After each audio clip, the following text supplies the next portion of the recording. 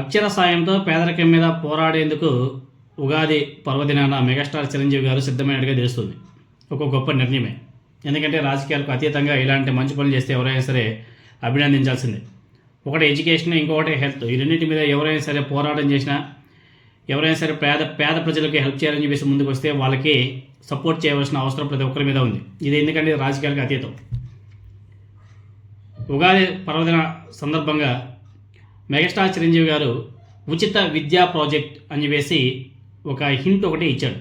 ఇప్పుడు రెండు తెలుగు రాష్ట్రాల్లో హాట్ టాపిక్గా మారిపోయింది. ఒక ఛానల్కి ఇచ్చినటువంటి ఇంటర్వ్యూలో మెగాస్టార్ చిరంజీవి గారు ఒక ఆసక్తికరమైన విషయాన్ని పంచుకున్నాడు. రక్తదానాన్నే శ్వాసగా మార్చుకున్న తరుణంలో తనను స్ఫూర్తిగా తీసుకొని తమిళ నటుడు సూర్య గారు అగరం ఫౌండేషన్ని ప్రారంభించాడు. మీకు అందరూ కూడా తెలిసింది. వందలాది మంది పేద విద్యార్థులను సూర్య గారు చదివిస్తున్నాడు. ఇప్పుడు అదే సూర్య గారి నుంచి మెగాస్టార్ చిరంజీవి గారు స్ఫూర్తి పొందాడంట. పేద ప్రజలకు నాణ్యమైన విద్యను ఉచితంగా అందించే దిశగా అడుగులు కూడా వేస్తున్నాను అని చెప్పేసి ఆయన చాలా స్పష్టంగా ఇంటర్వ్యూలో చెప్పడం జరిగింది. ఈ ఉచిత విద్యా కార్యక్రమం కేవలం తెలుగు రాష్ట్రాలకే పరిమితం కాకుండా ఎక్కడ అవసరం ఉంటే అక్కడ అండగా నిలవాలని చెప్పేసి ఆయన సంకల్పించాడంట. రక్తదానం ప్రాణాలను కాపాడితే విద్య ఒక తరం భవిష్యత్తునే మార్చేస్తుంది అని చెప్పేసి మెగాస్టార్ గారు చాలా బలంగా నమ్ముతున్నాను అని చెప్పేసి చెప్పారు. ఈ పాయింట్ చాలా ఇంపార్టెంట్. జగన్మోహన్ రెడ్డి గారు కూడా ప్రతి సభలో ప్రతి చోట మాట్లాడే మాట ఇదొకటే. విద్య, చదువు అనేది ప్రతి ఒక్కరికి అవసరం. ఆ చదువు అనేది భవిష్యత్తుని మారుస్తుంది, వాళ్ళ యొక్క భవిష్యత్తుని మారుస్తుంది, వాళ్ళ ఫ్యామిలీని మారుస్తుంది అని చెప్పేసి చాలా జగన్మోహన్ గారు చాలా గొప్పగా మాట్లాడి దానికి అనుగుణంగా ప్రభుత్వ పాఠశాలలో ఏ విధమైనటువంటి మార్పులు చేర్పులు చేశాడో, ఎన్ని సంవత్సరాలు తీసుకొచ్చాడో, అదేవిధంగా ఫీజు రీయింబర్స్మెంట్ని ప్రతి ఒక్కరు చదువుకునేలా వైఎస్ రాజశేఖర రెడ్డి గారు మొదలు పెడితే వైఎస్ జగన్మోహన్ రెడ్డి గారు దాన్ని కంటిన్యూ చేయడం జరిగింది.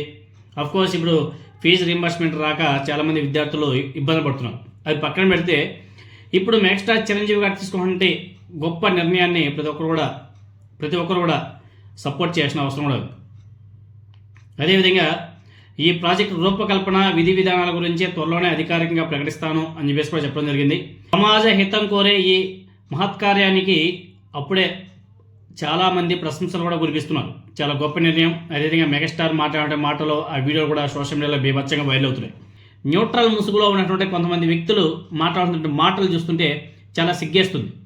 ఆయన ఎవరో మహానుభావుడు గరికపాటి నరసింహారావు. ఆయన విద్యార్థులకు సంబంధించి మాట్లాడే మాటలు చాలా వరస్ట్గా అనిపిస్తుంది. వీళ్ళంతా కూడా న్యూట్రల్ ముసుగులో చంద్రబాబు నాయుడు గారికి వంత పాడుతూ మాట్లాడుతున్న మాటలు చూస్తే చాలా సిగ్గేస్తుంది. ఏదైతే మధ్యాహ్న భోజన పథకంలో పేద విద్యార్థులకు ఫుడ్ పెడుతున్నారో ప్రభుత్వ పాఠశాలలో, దాని గురించి ఆయన వ్యంగ్యంగా మాట్లాడుతూ కించపరిచే విధంగా మాట్లాడడం జరిగింది. వైఎస్ జగన్మోహన్ రెడ్డి గారి పరిపాలనలో, జగన్మోహన్ రెడ్డి గారు ముఖ్యమంత్రిగా ఉన్నప్పుడు పేదవాళ్లకు సంక్షేమ పథకాలు ఇస్తే రాష్ట్రం నాశనం అయిపోయింది, సోమరిపోతులు చేసేశారు అని చెప్పేసి కొంతమంది న్యూట్రల్ ముసుగులో ఎందరో ఏడ్చారు. దాని గురించి ఏ విధంగా మాట్లాడారో మీరందరూ కూడా చూశారు. అదేవిధంగా ఇప్పుడు నారా చంద్రబాబు నాయుడు గారి పాలనలో మధ్యాహ్న భోజన పథకం అట్టర్ ఫ్లాప్ అయింది. ఆ మధ్యాహ్న భోజన పథకంలో నాణ్యత లోపించింది. విద్యార్థులంతా కూడా రోడ్డు మీదకి వచ్చి ధర్నా చేస్తున్నారు. క్వాలిటీ ఫుడ్ లేదని చెప్పేసి అడుగుతున్నారు. అది మినిమం బేసిక్, ప్రభుత్వాల యొక్క మినిమం బేసిక్. విద్యార్థులకి విద్య, ఫుడ్డు, అదేవిధంగా వాళ్ళకి ఆరోగ్యం ఇవ్వాల్సిన బాధ్యత ప్రభుత్వాలది. ప్రభుత్వాల పని ఏంటి? పేదలకు ఉచితంగా విద్య అందించడం, ఆరోగ్యం అందించడం, ఇల్లు, తినడానికి ఫుడ్ ఇవ్వడం ప్రభుత్వాల యొక్క బాధ్యత. ఆ బాధ్యతను మర్చిపోయి అలా ఇస్తున్నటువంటి వ్యక్తుల మీద నెగిటివ్గా మాట్లాడడం, ప్రచారం చేయడం, ఏదో కొంపలేదో మునిగినట్టుగా మాట్లాడడం జరుగుతుంది. మధ్యాహ్న భోజన పథకంలో నాణ్యత లోపించిందని చెప్పేసి అందరూ విద్యార్థులు కూడా అడుగుతుంటే కొంతమంది న్యూట్రల్ మేధావులు, ఒక గరికపాటి నరసింహారావు లాంటి వ్యక్తులు పిల్లలకు గుడ్డెందుకు, చదువుకోవడానికి స్కూల్కి వెళ్తారా, తినడానికి వెళ్తారా, భోజనం కోసం వచ్చారా స్కూల్కి అని చెప్పేసి ఆ చిన్న పిల్లల మీద, ఫుడ్ మీద కూడా విషంగా అక్కడ మొదలు పెట్టేశారు. ఎంత దుర్మార్గమో ఒకసారి మీద కూడా ఆలోచన చేయవలసిన అవసరం కూడా ఉంది. అలా అనుకుంటే ఇప్పుడు నారా చంద్రబాబు నాయుడు గారు అన్నా క్యాంటీన్లు ఓపెన్ చేశారు కదా, మరి ప్రజలకి తినడానికి తిండి లేక అక్కడికి వెళ్ళి తింటున్నారా? గత్యంతరం లేక వెళ్ళి తింటున్నారా? అది కూడా మాట్లాడచ్చు కదా. అయ్యా గరికపాటి నరసింహారావు గారు, మీ దగ్గర డబ్బులు ఎక్కువ ఉండొచ్చు, మీకు కడుపు నిండి మాట్లాడచ్చు, మీరు కడుపు నిండాక మార్చుకునే వాళ్ళు చాలామంది ఉన్నారు, వాళ్ళ గురించి ఆలోచన చేయాలి. మీరేముంది ఒక మైక్ పట్టుకుంటే కూడా లక్షల్లో వచ్చి పడిపోతాయి డబ్బులు. పేద విద్యార్థుల పరిస్థితి ఏమిటి, పేద ప్రజల యొక్క పరిస్థితి ఏమిటి? ఒకసారి ఆయన మాట్లాడిన మాటలు వినండి మీరందరూ కూడా. నీ బట్టలు నువ్వు పట్టుకో, నీకు ఇష్టమైతే చదువు. బళ్ళల్లో మధ్యాహ్న భోజనం ముఖ్యమైనది, చదువు మిధ్యాహ్నం అయిపోయింది. చదువు ఎవడికి అక్కర్లా. భోజనంలో గుడ్డెట్టారా, గడికి గుడ్డెట్టారా, అన్నం తినేవాడు కొడుకుడు పెట్టడం ఏంటంటే బుద్ధి ఉందా లేదా? చదువుకోమని లేకపోతే వెళ్ళిపోమని చెప్పాలి. కొడుకుడు కోసం వస్తాను. ఈ గుడ్లు లెక్క రాయాలి మాస్టర్లు, వాళ్ళ కర్మ కాలిపోయి. చదువు చెప్పక్కర్లా. ఎన్ని గుడ్లు వెళ్ళాయి, ఎన్ని గుడ్లు మిగిలాయి, ఎన్ని గుడ్లు మధ్యలో బేలే, ఎన్ని గుడ్లు ఈ మాస్టర్ తినేసాడు.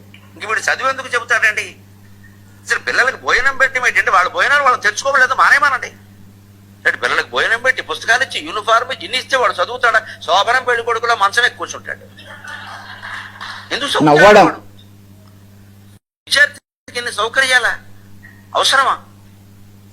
చదువు రావట్లేదు ఎవరికి, భోజనాలే వస్తున్నాయి.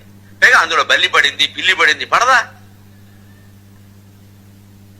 ఆ వండి పెట్టే వాళ్ళకి డబ్బులు ఉండవు. ఎక్కడి నుంచి ఇస్తారు? ఎంతమందికి ఇస్తారమ్మా? దార పోస్తారు ప్రభుత్వం వాళ్ళు. ఎక్కడి నుంచి ఉన్నాయి డబ్బు? సార్ విద్యను కూడా శోభనం పెళ్లి కూడా మంచం ఎక్కువ కూర్చుంటారంట విద్యార్థులు మాట్లాడుతున్న మాటలు ఇవన్నీ, చిన్నపిల్లల మీద మాట్లాడుతున్న మాటలు ఇవన్నీ కూడా.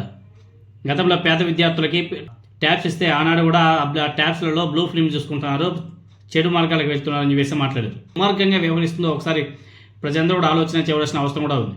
ఇలాంటి వ్యక్తులు సమాజానికి మళ్ళీ హితబోధ చేస్తూ ఉంటారు, సొల్లు కబుర్లు చెప్తూ ఉంటారు.